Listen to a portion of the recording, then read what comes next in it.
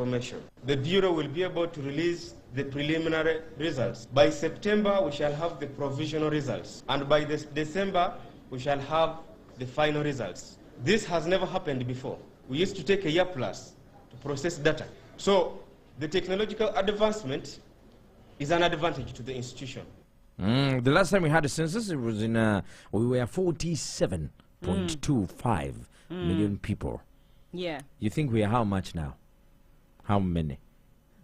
Well, we must be around, because the statistics that most people give for Uganda, how most institutions who are doing research and what, they say we're around 48 million to 49 million. Yeah, approximately. So definitely by the time this other census is done, we shall come back in 50 something, if not 60. It's done every 10 years. Yes. Am I wrong? It happens every 10 years. Okay. We have some. Well, there are over 147 staff that have been recruited for this exercise, although we have seen reports of people saying that there's been malpractices in the recruitment processes of sub-county supervisors, enumerators. There has been a lot of, but Ugx is coming out and they're saying we are going to keep digging in and seeing. How are they going to be accounted for? How do they usually do that? You don't have a Bade who just comes and crashes at your place for like a weekend. Until now, that Bade where he crashed for that weekend. Yes. He's a resident of that area.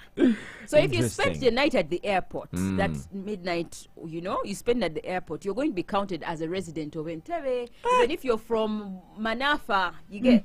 So wherever you spend that night, that's why you're going to be counted. If you're in the bar, and these guys probably visit the bar, they'll count you as a resident, not of the bar, but of the area where you are, the area code. Do you know how people move in the bar? We have people that don't sit for a minute. Sweet. Anyhow, what else do we have happening in this beautiful country?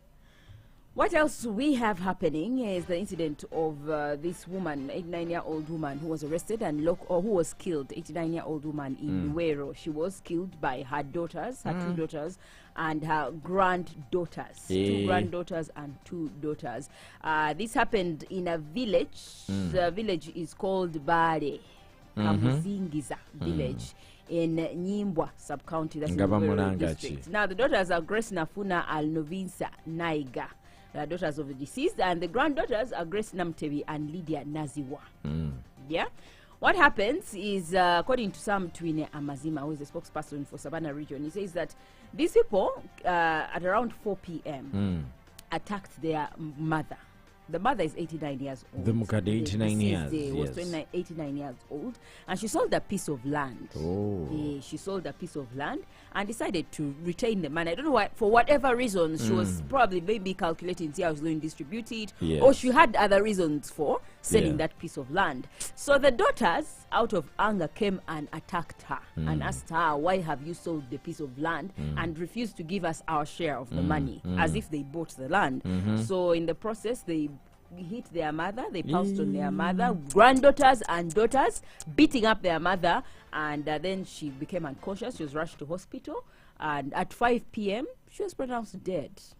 Preliminary information indicates that Naziwa, Nafuna, Naiga, and Namtevi, all daughters of the deceased, beat their mother while demanding for the money that she had sold her plot. After the fight, she sustained serious injuries and she was rushed to John's Clinic at Boa, where she was pronounced dead. Upon police receiving the information from the chairman of the area, they responded immediately. A case of murder by assault was registered, the scene visited.